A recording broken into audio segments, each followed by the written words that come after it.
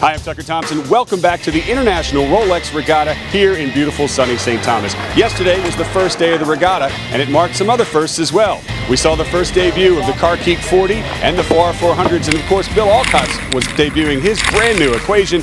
They took line honors in both races. We had a chance to check in with the other sailors to see how they did yesterday. Yesterday was good. It was a beautiful day in the Caribbean, like it always is down here. There are few words to describe it. Today will be better. We came first overall in the cruising class, so doing really well. I'm Carlos Sierra from Puerto Rico, IC24 class, and we're currently first place, but there's a three-way tie. And everyone's great. There's a crew from Melissa.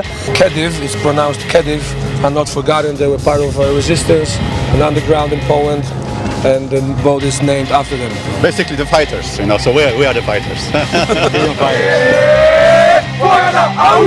Well, today is a brand new day. The docks are already aflurry with sailors getting ready to head out on the water. We're going to cover the action on two different race courses. The big boats are heading offshore. The IC24s and Beach Cats will be racing right off the beach. We begin in Great Bay, and our first race is with the IC24s, where there's a three-way tie between three Puerto Rican teams: Carlos Sierra, Fraito Lugo, and Marco Tiexador.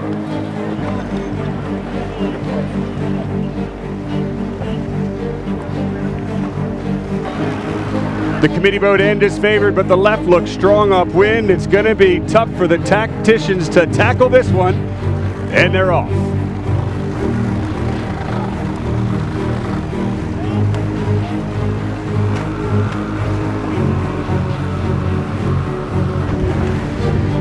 Winning that pin end start is Ian Barrows, only 17 years old, the youngest skipper in the regatta.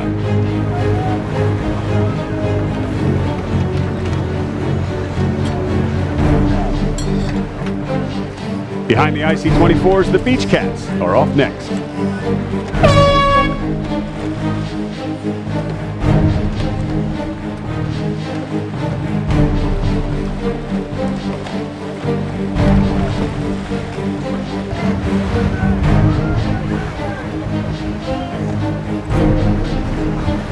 The first point of land causes carnage for the fleet as they tack back and forth, just narrowly missing each other.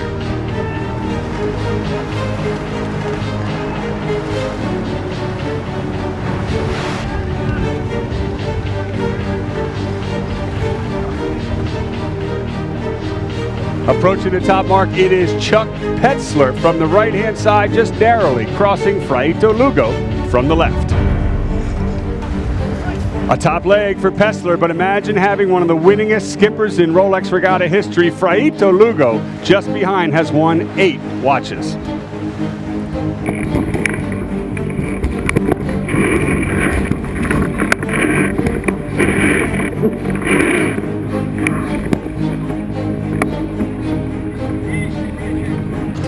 The top three have a comfortable lead before the rest of the pack rounds, and the waves are really big in this offshore windward mark rounding.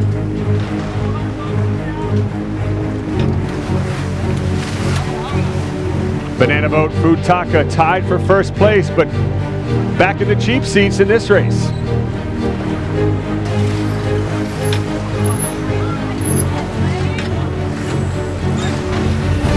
Approaching the leeward gates, Petzler's got one of the top sailors on board as well, Fritz Buss. They've just narrowly maintained their lead, but have a look at Lugo breathing right on their heels.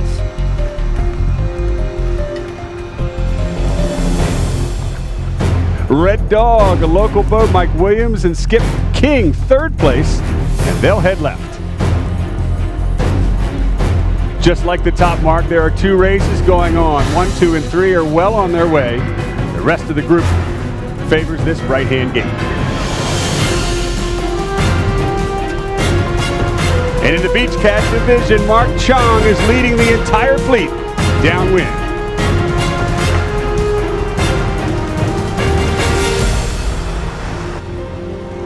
The IC24s are heading back downwind, and it's Fraito Lugo who has overtaken the lead.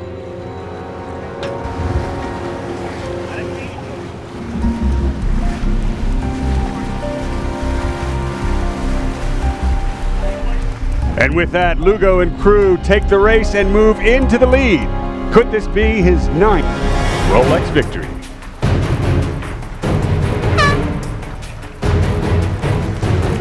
Mike Williams and Skip King have moved into second place. Chuck Pessler and Fritz Buss will take third. And now we move offshore for the start of the second race. This is CSA non-spinnaker and already trouble on the line. One boat, Canoe, being close to being over early. Here's the gun. More action here at the committee boat end. Shamrock gets shut out. IRC1 is next on the starting line, the biggest, fastest boat. And they're off in race number 2. Peter Cunningham's power play leads the division. A good start at the committee boat end for Mayhem. We've moved to the pin with the start of CSA 1, magnitude 400, nails the pin end. But the Budget Marine Guild Melgus 24 is leading the division.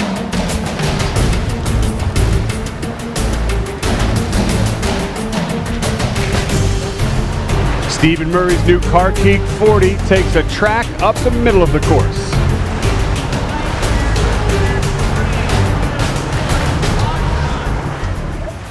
The fleet short tacks inshore. The next stop is Dog Island. Safe Passage Sailing gives amateurs a chance to race in paradise with Brian Thompson aboard Safari. At some point, it's time to head offshore into the big waves.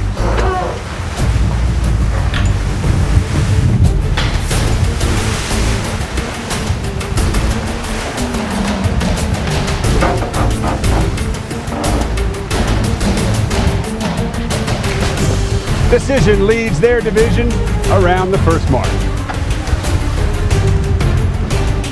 The next stop is St. John. Originally designed for double-handed offshore racing, the Open 40 short tack off of St. John.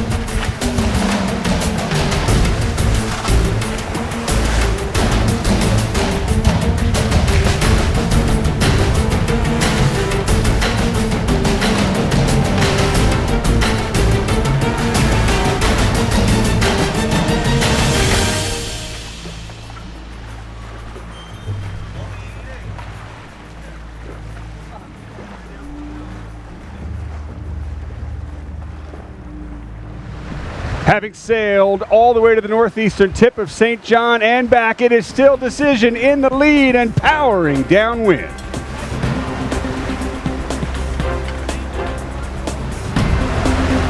After rounding the bottom mark, it's a power reach to the finish.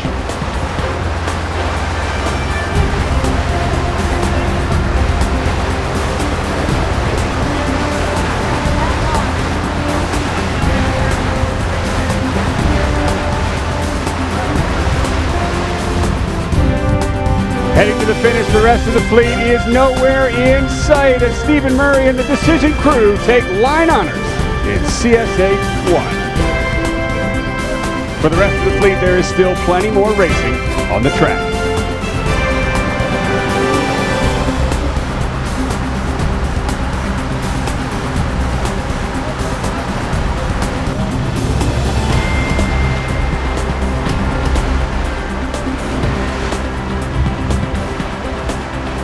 Big problem for Equation. They were setting up for a jibe into the finish, and the spinnaker just blew apart the top of the rig. You can see one little orange shred of it, and the rest of it has hit the water. Well, that opens the door for those behind to catch up.